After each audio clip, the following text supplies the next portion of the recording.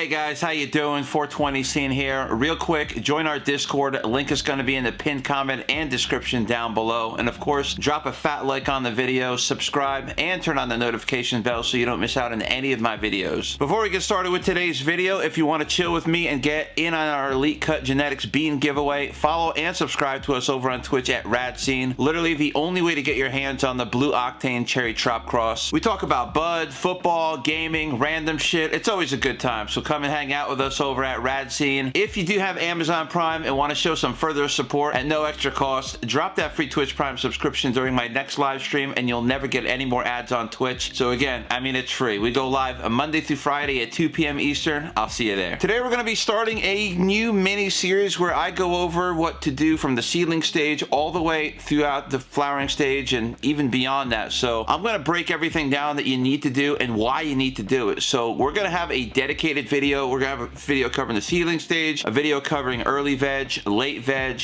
early flower, a late flower, and then we're going to have our own dedicated video for drying and the curing process. Off the bat, and most of you guys I can vibe with, you guys are super chill, super awesome, but to the ones with stupid questions like where is my grow, which would be weird to even ask anyway since I have a playlist of my See the Harvest videos from past runs. As I'm currently not doing any, I just have too many projects right now. But if you're not able to find that, check the playlist. Also, these glasses that I wear, they're stoner shades from Daily High Club. Okay, so if you gotta ask if they're kids glasses, that's just pure insanity. Like, imagine thinking kids could buy stoner shades from Daily High Club. That's just crazy work. Having said that, everything that I do tell you is based on what I personally have done and recommend, and if you do things a different way, then so be it, but this is just the way I do it. So today's episode is going to strictly cover the seedling stage. So we're going to have these videos grouped in a way where you can watch the different parts based on, you know, if you have a question when you're in a specific cycle of your plant's lives, instead of having just like one super long video and you'll have to keep flipping around forever. So this way it's going to be better for everybody. So when you go on the mini series playlist that I'm going to be starting, everything is going to be grouped in order. So seedling stage, early veg, late veg, early flower, late flower, drying and curing. So whatever you need, we're going to be covering it in that specific order. Start with germinating your seeds in a wet paper towel and Ziploc bag, but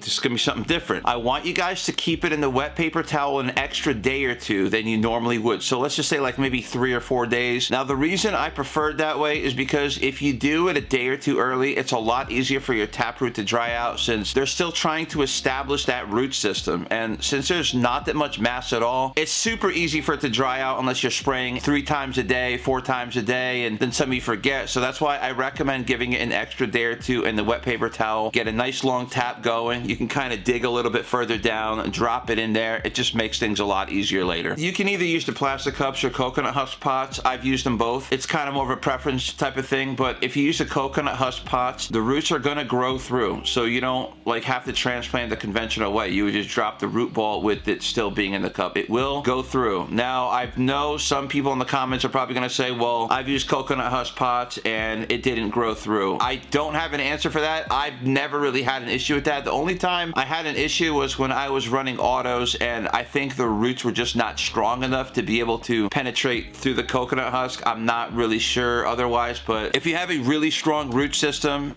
you shouldn't have any issues with it breaking through. But you can also use plastic cups if that's an easier option for you, or you just don't feel like waiting to order on Amazon. Just know that you will have to transplant that later. Now, as far as the seedling mix goes, you have a few options here. My most popular mix is using 75% Pro Mix HP Medium or some kind of blank soil like Happy Frog. Happy Frog, you use Happy Frog though? There's like mycorrhiza in there, and I think just a little bit of worm castings. I would still put like 20-25% worm castings if you're going with Happy Frog, and maybe like 5 to 10% extra perlite in there, because I think the drainage is kind of mid if you're using the Happy Frog. Or you could just go with the Pro Mix HP, and there's enough perlite. The drainage is really good on HP anyway, so those are some options you got as far as like the grow mediums you can use. Some other premix options, if you're not trying to do any kind of mixing for the seedling stage, would be either using Gaia Green Living Soil or Fox Farm Light Warrior. I've done some experimentation on that. Gaia Green Living Soil, you can absolutely use that for the seedling stage. If you're using Gaia Green Living Soil and you transplant, do not be alarmed by the mushrooms that you see growing out of of the side walls. It's not always going to happen, but if it does happen, it is a good thing because it means that there's a lot of good organic matter and beneficial fungi in your soil, which is expected for living soil. So this is a very good thing. Do not panic. So now let's just say you germinated successfully and you got the mix where you want. The next thing is to get a scale. The reason I want you to get a scale is so that way you can measure your dry weight and compare it with your wet weight. So that way you're going to know exactly when it's time to water without second guessing or anything. Don't start digging your fingers into the soil because now you're guessing. You know what I mean? Let's cut out all the bullshit altogether and work with the numbers. That way you don't have to worry about guesswork. Oh, you know, should I water now? You're going to be kind of confused. This way there's going to be absolutely no confusion. You're going to know what your water retention level is, and that's it. Now, if you're using this route with the scale, make sure to write down what your dry weight is. Now, also keep in mind that as you progress through the days and before you transplant, your weight will marginally change because you're going to have a bigger root mass. So that's going to add a couple extra G's, so just keep that in mind. Now, whatever your dry weight is, that's going to be your 0% of water retention. That makes perfectly sense.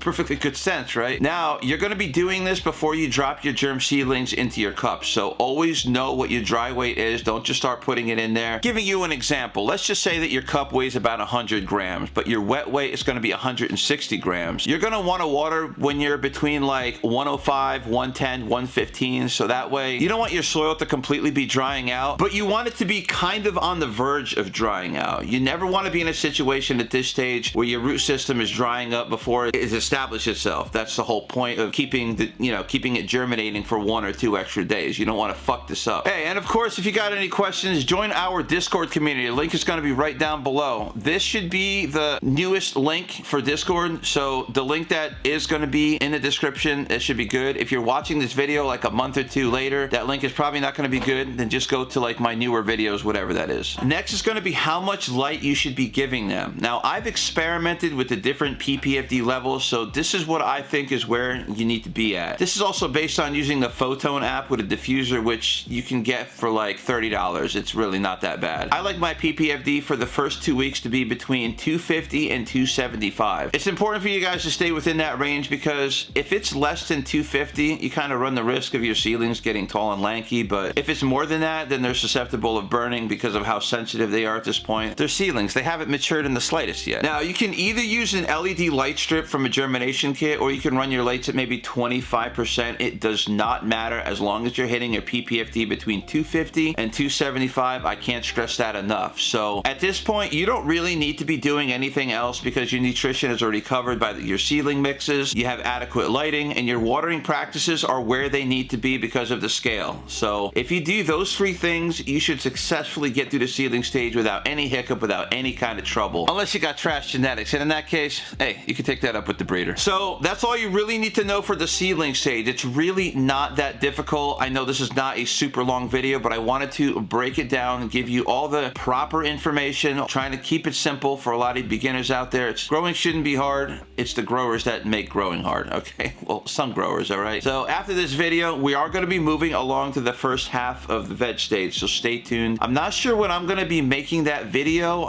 Maybe either Tuesday or next Friday. Shoot for Friday, so a week from the time this video drops is probably where I'm going to be because we've been doing a lot of streaming on Twitch. I've been doing a lot of music, recording music, stuff like that. So like I said, I do have a lot of other projects. That's why we're not doing any runs right now. So now we're also going to be creating a separate playlist. So in the future, years down the road, you'll be able to access this information whenever you want. I haven't named it yet, but look for the playlist that says mini series or something. It's going to have this video in it. That's the playlist you know to look for. So having said that, before I do close off today's video, be sure to join our Discord and Twitch. Radscene, that's my name on Twitch, and we got a really great community in there. A lot of people are chilling, vibing, smoking up, a lot of good stuff. So I hope everyone has a great rest of their day, and as always, stay safe.